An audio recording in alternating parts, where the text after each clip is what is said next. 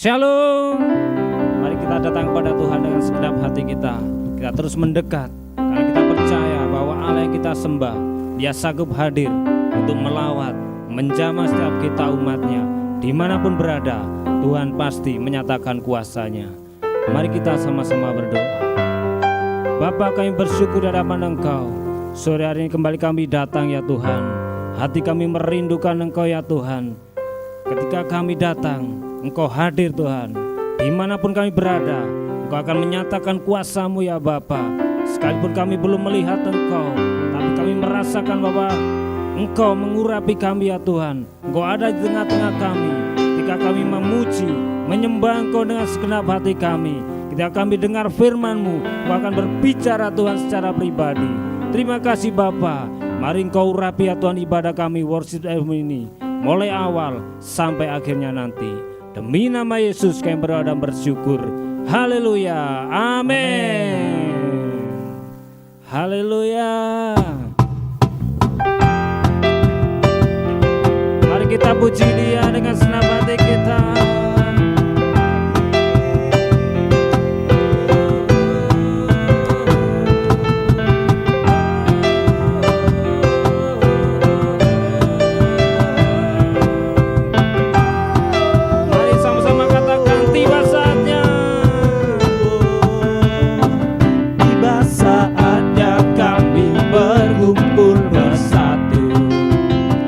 Dari setiap suku dan bangsa,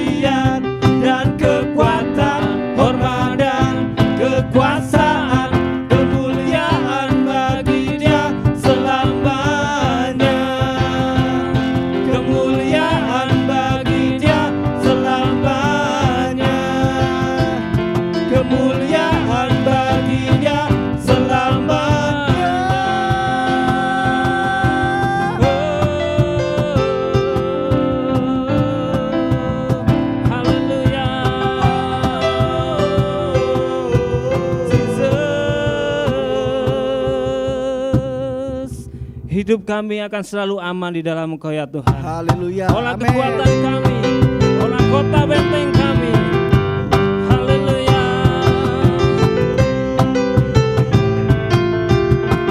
Mari sama-sama katakan, Engkaulah perisaiku, menara kekuatanku Tuhan, gunung batuku, Kaulah pengharapanku,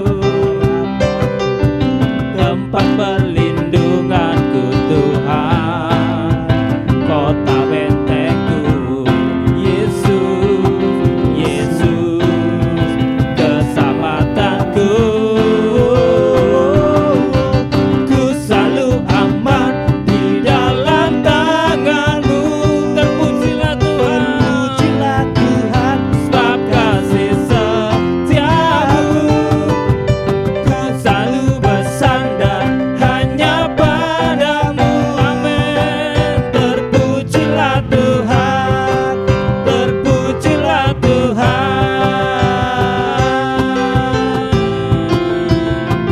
Haleluya.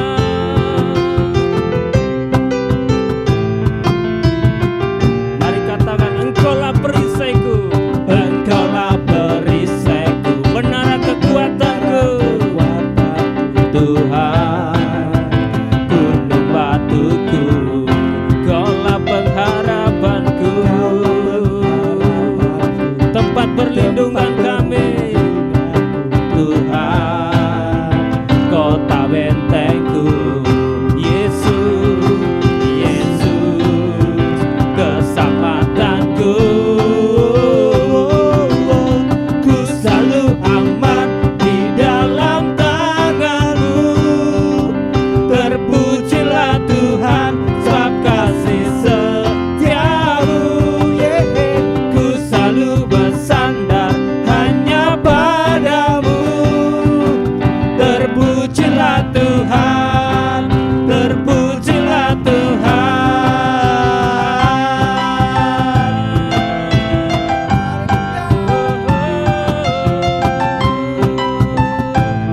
Haleluya, Jesus.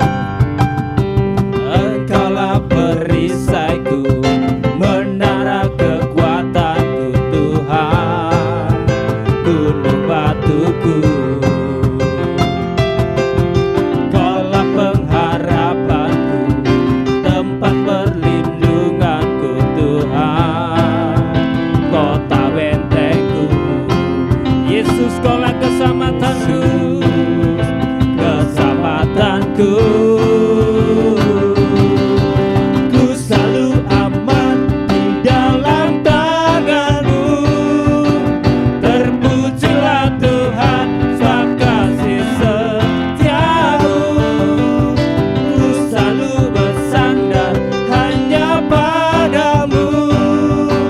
Terpujilah Tuhan, terpujilah Tuhan. Ku selalu aman di dalam tangan-Mu. Terpujilah Engkau Tuhan, Tuhan, sebab kasih setiamu. ku selalu bersandar hanya padamu. Terpujilah Tuhan, terpujilah Tuhan. Ku selalu aman di dalam tangan-Mu. Terpujilah Tuhan, sebab kasih setiamu. Ku selalu bersandar hanya padamu. Terpujilah Tuhan, terpujilah Tuhan, terpujilah Tuhan, terpujilah Tuhan, terpujilah Tuhan, terpujilah Tuhan.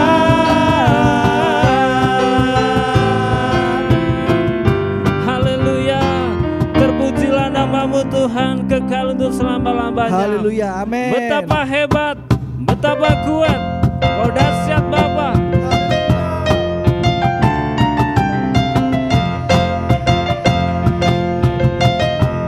Mari katakan berkuasa, berkuasa di bumi di surga.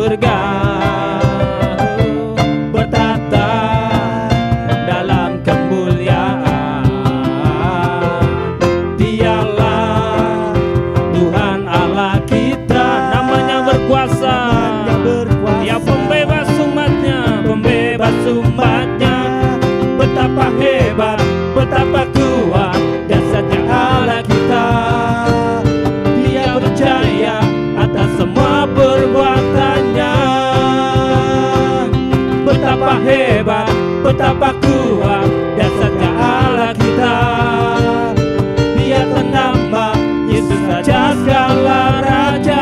Siapa dia? Tuhan Allah kita. Amin.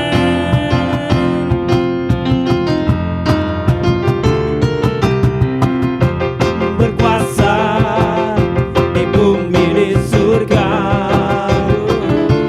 bertata dalam kemuliaan. Dialah Tuhan Allah kita. Namanya berkuasa, pembebas umatnya. Betapa hebat, betapa kuat dasarnya Allah kita. Dia percaya atas semua perbuatannya. Betapa hebat, betapa kuat dasarnya Allah kita. Dia ternama Yesus Raja segala raja. Betapa hebat, betapa kuat dasarnya Allah kita. Amin. Dia percaya atas semua perbuatannya. Betapa hebat, betapa kuat dasarnya Allah kita. Dia ternama Yesus Raja segala raja. Sekali lagi katakan, betapa hebat, betapa kuat dasarnya Allah kita. Dia percaya atas semua perbuatannya. Betapa hebat, betapa kuat dasarnya Allah kita. Dia ternama Yesus Raja segala raja. Tuhan Allah kita. Tuhan Allah kita.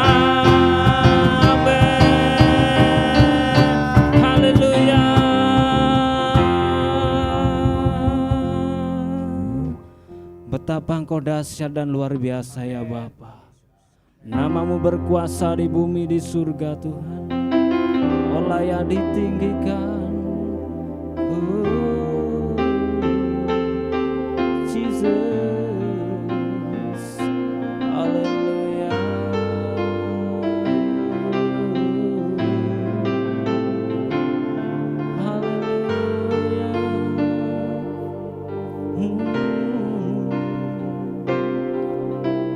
Betapa dahsyat Engkau Tuhan, pencipta segala yang ada, dulu sekarang sampai selamanya.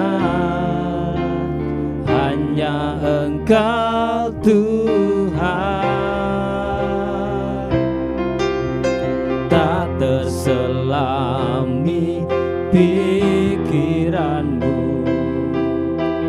tak terukur panjang setiamu, dulu sekarang sampai selamanya.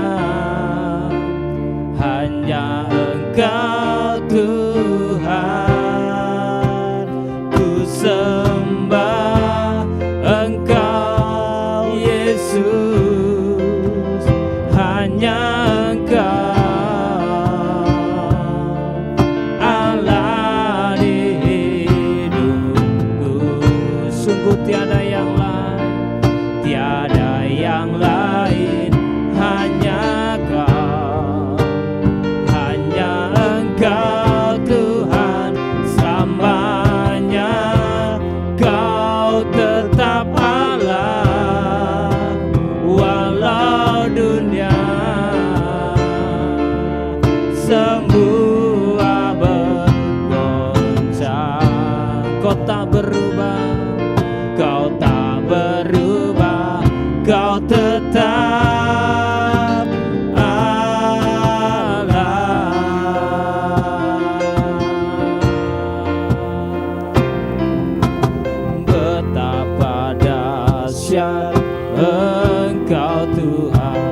pencipta segala yang ada, segala yang ada, dulu sekarang sampai selamanya. Hanya Engkau Tuhan, tak terselami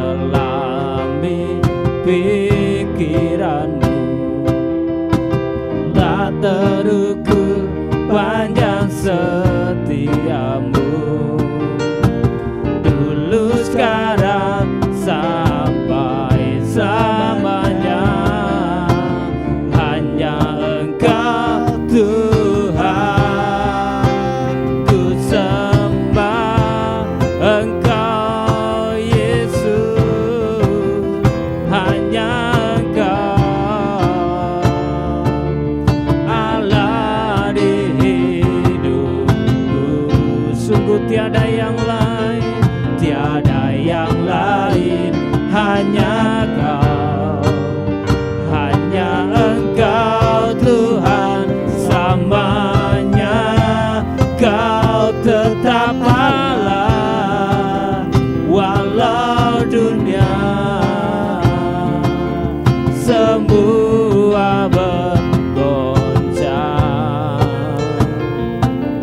Kau tak berubah, Kau tetap Allah. Ku sembah Engkau Yesus, hanya Engkau Allah di hidupku.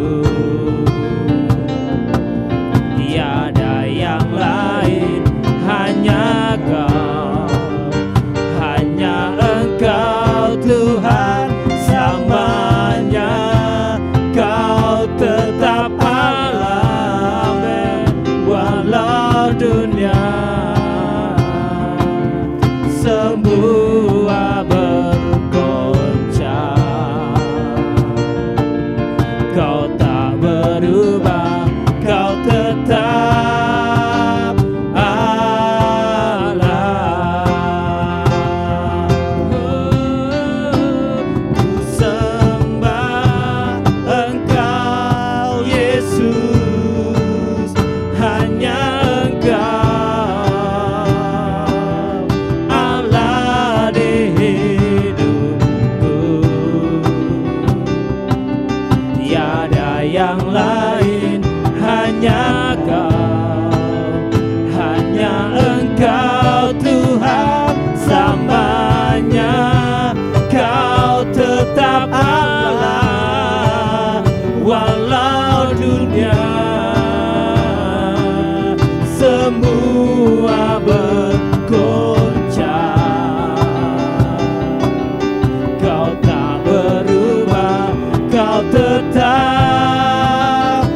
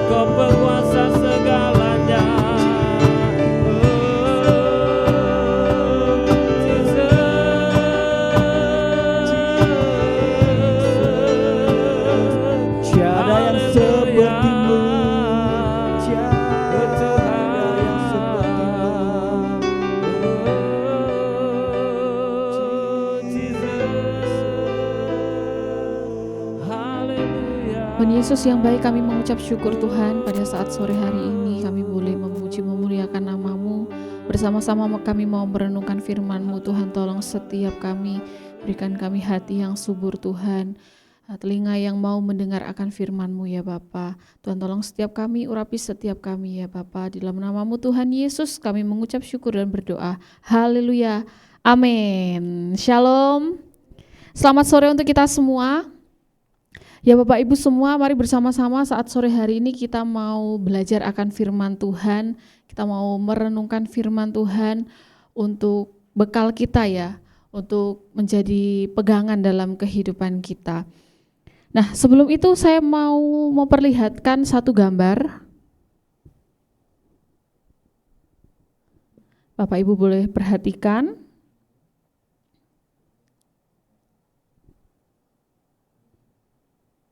Nah, gambar yang pertama ini ada seekor anak rusa. Ya, ada seekor anak rusa yang sebenarnya ini video ya Bapak Ibu, cuma saya cari lagi enggak ada. Jadi saya coba cari ilustrasi melalui gambar. Nah, ada seekor rusa yang ia dikejar-kejar oleh singa atau harimau. Sampailah ia di suatu tebing.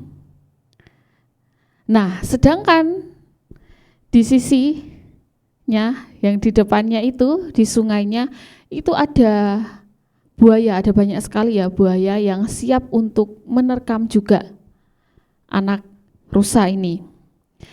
Nah, kita coba perhatikan sekali lagi gambar ini dan kita coba untuk membayangkan diri kita ini sebagai seekor anak rusa dalam keadaan yang seperti itu, yang terjepit. Ya kan, ia dikejar-kejar oleh harimau, kemudian di depannya ia berada di tebing dan banyak buaya yang siap untuk menerkam juga anak rusa ini. Dalam keadaan tersebut pasti dalam hati dari anak rusa ini takut, bingung, ia harus kemana, kalau ke depan, maju ke depan, ia siap dimakan oleh buaya, sedangkan kalau ia mundur ke belakang, pastinya dia akan diterkam dan dimakan oleh harimau. Kita lihat gambar yang kedua.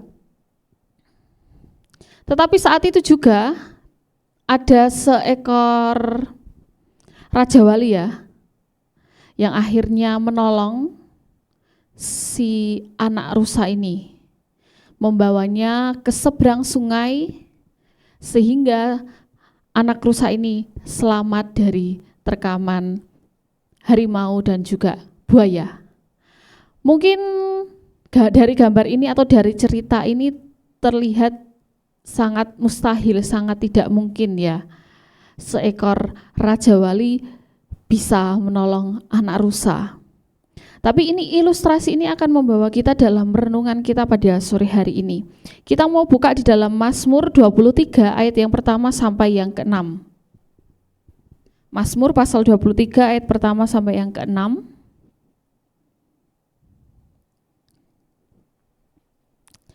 Mazmur Daud, Tuhan adalah gembalaku, takkan kekurangan aku. Ia membaringkan aku di padang yang berumput hijau, ia membimbing aku ke air yang tenang. Ia menyegarkan jiwaku, ia menuntun aku di jalan yang benar oleh karena namanya. Sekalipun aku berjalan dalam lembah kekelaman, aku tidak takut bahaya, sebab Engkau besertaku, gadamu dan tongkatmu itulah yang menghibur aku. Engkau menyediakan hidangan bagiku di hadapan lawanku. Engkau mengurapi kepalaku dengan minyak, pialaku penuh melimpah. Kebajikan dan kemurahan belaka akan mengikuti aku seumur hidupku, dan aku akan diam dalam rumah Tuhan sepanjang masa. Amin. Tuhan adalah gembalaku. Saat sore hari ini mari bersama-sama kita mau merenungkan bahwa Tuhan adalah gembalaku dan aku tidak akan takut. Nah, seperti tadi ilustrasi yang saya sampaikan di awal, seekor anak rusa ada dalam keadaan yang terjepit, sekelilingnya penuh dengan bahaya, tetapi tiba-tiba saja ada pertolongan datang dari atas, dari Raja Wali. Nah, bukankah kadang kehidupan kita itu sama seperti yang dialami anak rusa? Mungkin tidak sering, tetapi pernah. Kadang kita merasa terjepit oleh keadaan masalah di sekitar kita, dalam pekerjaan kita, kemudian berbarengan dengan mungkin masalah di dalam keluarga kita, pertemanan kita, komunitas kita, dan itu terjadi secara bersamaan sehingga kita merasa bingung, mana dulu yang harus kita selesaikan, mana dulu yang harus kita hadapi. Sampai kita ada di titik terjepit itu tadi. Ada yang bergumul dengan kesehatan, ada yang mungkin lelah menghadapi keluarga, ada yang terjepit dalam masalah ekonomi, ada yang mungkin tersenyum tetapi di dalam hatinya memendam banyak masalah, banyak hal, banyak ketakutan, banyak kekhawatiran. Nah, di dalam Mazmur pasal 23 ini mengingatkan bahwa di tengah keadaan seperti itu, kita punya seorang gembala yang baik, di mana di Mazmur ini ditulis oleh Daud. Ia mengibaratkan bahwa Tuhan itu adalah sebagai gembalanya pada saat itu, yang tidak pernah membiarkan Daud itu kekurangan, tidak pernah membiarkan Daud dalam keadaan terpuruk sekalipun. Kita akan belajar beberapa hal dari Mazmur pasal 23 ini. Yang pertama, bahwa Tuhan itu adalah gembala yang memelihara. Nah, saudara-saudara, jadi papa saya itu adalah seorang gembala domba. Jadi di rumah ada beberapa ekor gembala. Jadi setiap pulang kerja, setiap sore sekitar jam 2, papa saya harus membawa domba-domba itu pergi cari rumput. Kemudian nanti jam 4 dijemput lagi untuk dibawa pulang, masuk ke kandang. Nah, itu sepenglihatan saya. Oh, papa saya ini juga sebagai gembala domba. Yang artinya jangan sampai domba-dombanya ini kelaparan. Meskipun mereka sudah makan di ladang, kadang papa saya masih harus carikan rumput supaya persediaan makan mereka itu cukup. Tidak lupa juga dikasih air dan lain sebagainya. Nah, di sini Tuhan adalah gembala yang memelihara. Di dalam Mazmur pasal 23 ayat yang pertama, di situ dikatakan bahwa Tuhan adalah gembalaku, takkan kekurangan aku. Daud menyebut Tuhan itu sebagai gembala, yang artinya adalah Tuhan itu yang mampu menjaga, memperhatikan dan memelihara hidup umatnya. Nah, ini Daud menyimbolkan atau menyebutkan bahwa Tuhan yang ia sembah itu seperti seorang gembala yang mampu menjaga domba-domba, memperhatikan tadi supaya tidak kekurangan dan memelihara hidup umatnya. Sama seperti anak rusa tadi yang akhirnya dibawa ke tempat seberang, supaya apa? Supaya mereka aman, supaya anak rusa itu menjadi aman. Tuhan juga tahu semua kebutuhan kita. Jadi ini, Tuhan itu gembala kita yang memelihara hidup kita. Takkan pernah kita dibuat kekurangan kalau kita benar-benar mengarahkan diri kita kepada Tuhan yang sebagai gembala kita. Nah, yang kedua, Tuhan menyertai di tengah lembah kekelaman. Nah, ini di ayat yang keempat. Sekalipun aku berjalan dalam lembah kekelaman, aku tidak takut bahaya, sebab Engkau besertaku.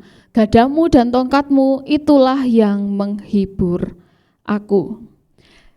Di sini kalau diperhatikan, Daud tidak berkata hidup orang percaya itu tidak akan melewati lembah kekelaman.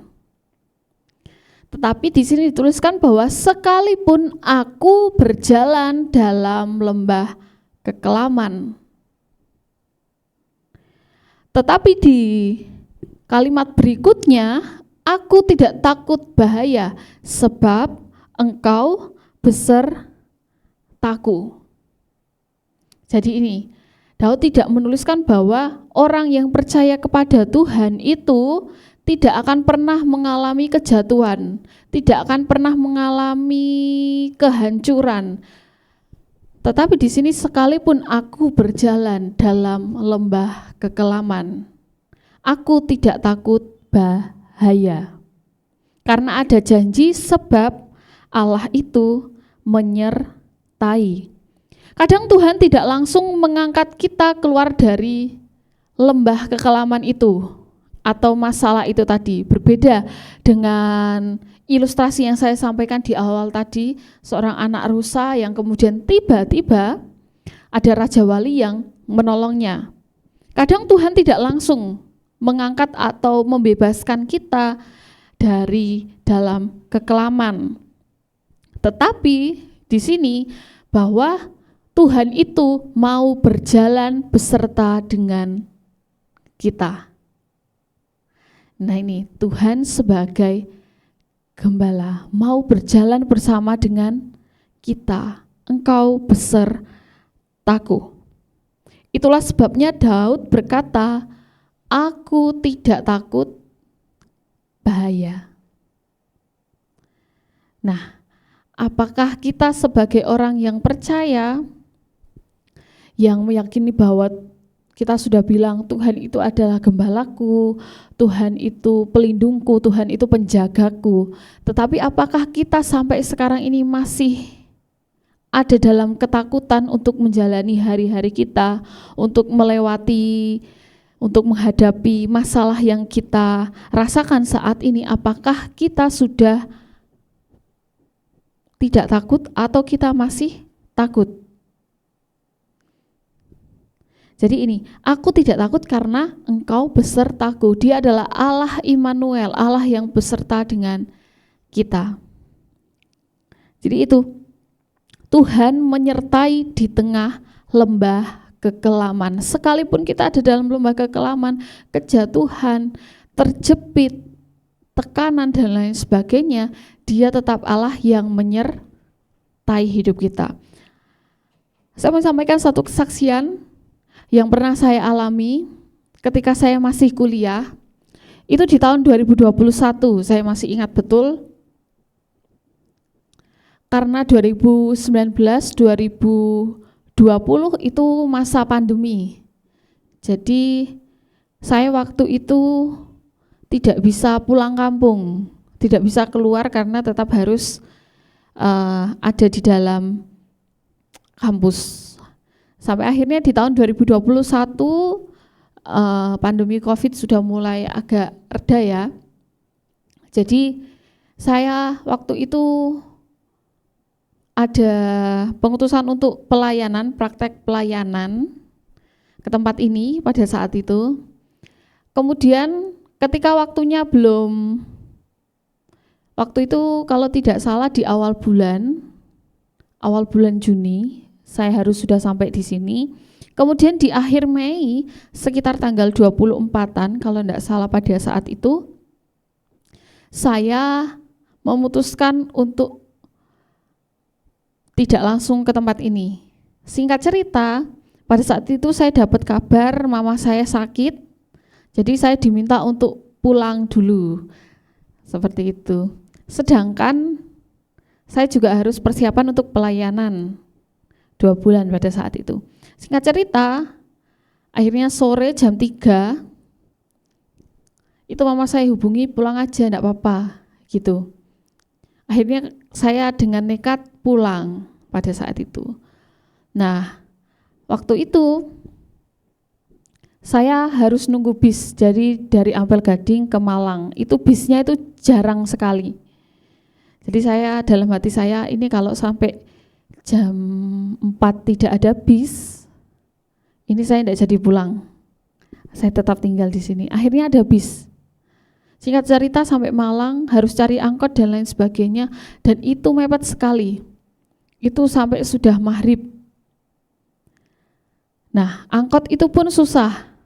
Akhirnya saya ketemu dengan ibu-ibu yang kemudian menawarkan untuk ayo ikut bareng kayak gitu kan, untuk sampai ke terminal Arjosari pada saat itu.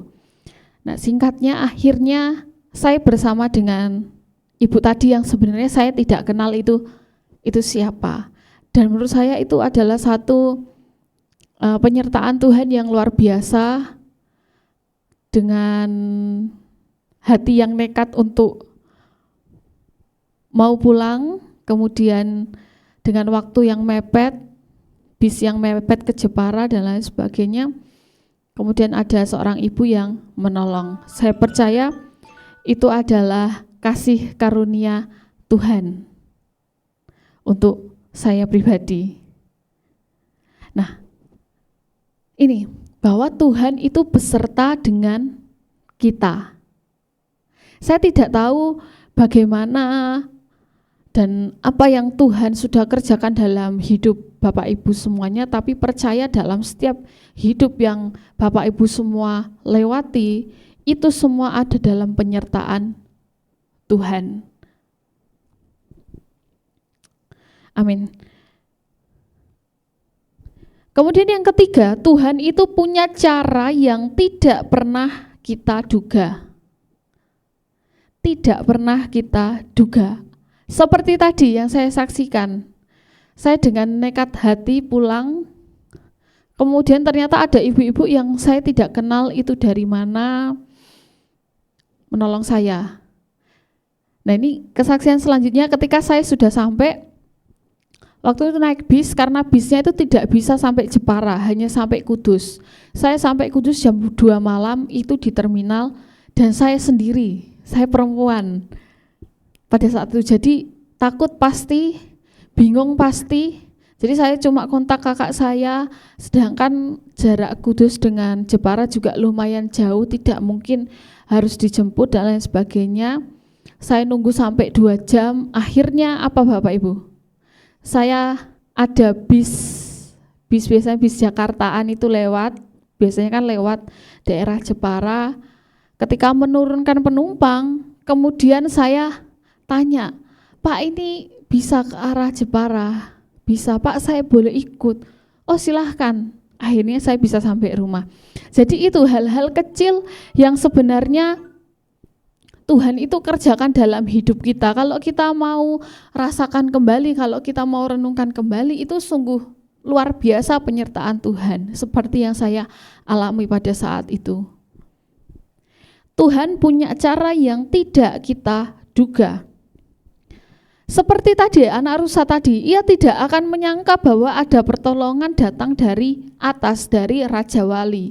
Ketika ia harus maju, mundur ke kanan, ke kiri, pasti ia dalam bahaya pada saat itu. Tetapi ada pertolongan yang tidak disangka-sangka yang datangnya dari atas, dari Raja Wali. Nah sama ya dalam kehidupan kita. Mungkin ketika kita pergi ke tempat ini, oh ada masalah yang belum saya selesaikan. Oh ketika saya harus mengerjakan ini, oh ada masalah yang masih belum terselesaikan dan lain sebagainya, yang itu mungkin membuat kita bingung, membuat kita harus bagaimana, harus kemana. Semuanya serba salah, serasanya seperti itu. Tetapi ingat, selalu ada pertolongan yang Tuhan berikan dengan caranya yang tidak pernah terduga. Pertolongan datang dari arah yang tidak disangka-sangka. Begitu juga Tuhan bekerja di dalam hidup kita. Jangan batasi cara kerja Tuhan. Misalnya, oh Tuhan itu pernah menolong aku dengan cara mengirimkan orang untuk membantu aku. Kalau masalahku sama seperti yang dulu, ya mungkin aku harus dapat penyelesaian dari orang lain, bantuan dari orang lain. Belum tentu, Bapak Ibu. Karena apa? Tuhan punya banyak cara untuk menolong kita. Jadi jangan pernah batasi kuasa Tuhan untuk bekerja di dalam hidup kita. Tuhan bisa pakai siapapun, apapun, dalam bentuk apapun Tuhan bisa kerjakan. Bahkan ketika kita hanya, kadang saya ya Bapak Ibu, ketika saya misalnya scroll kemudian misalnya ada kejadian tertentu atau kesaksian orang lain, itu menurut saya ketika saya menghadapi hal yang sama, ini adalah salah satu cara yang bisa saya lakukan, menjadi penyelesaian atau solusi. Nah, Bapak Ibu, saya sebagai ibu yang baru, jadi kan saya memperhatikan anak saya beberapa minggu yang lalu ya, kayak sering muntah, kayak gumoh gitu kan, pasti bingung ya. Ini ya apa ya, katanya harus dikasih ini, katanya harus dikasih ini. Kemudian ya kadang melalui media sosial juga saya dapat ilmu baru, oh ternyata harus seperti ini dan seperti ini. Jadi banyak cara kok Tuhan itu bisa menolong kita. Seperti itu. Jadi jangan pernah batasi cara Tuhan bekerja, cara Tuhan menolong hidup kita. Jangan pernah batasi itu. Bisa lewat orang lain, keadaan, lewat mujizat sekalipun itu bisa terjadi. Bahkan lewat penderitaan yang akhirnya membentuk hidup kita. Jadi ternyata Bapak Ibu, perjalanan di dalam hidup kita itu sebetulnya semata-mata hanya untuk menunjukkan karya Tuhan dalam hidup kita. Yang terakhir adalah Tuhan membawa kita ke padang rumput hijau. Ini ayat yang kedua. Ia membaringkan aku di padang yang berumput hijau, ia membimbing aku ke air yang tenang. Nah, saya setiap malam itu suka ya dengerin musik relaksasi kayak gitu ya. Biasanya kan ada gemericik air yang tenang, angin, dan itu memang mempengaruhi mood ya kan, mempengaruhi suasana hati supaya hatinya juga tenang. Kadang saya lakukan itu. Ia membaringkan aku di padang yang berumput hijau, ia membimbing aku ke air yang tenang. Tuhan tidak hanya menyelamatkan, tetapi Tuhan itu juga mau memulihkan.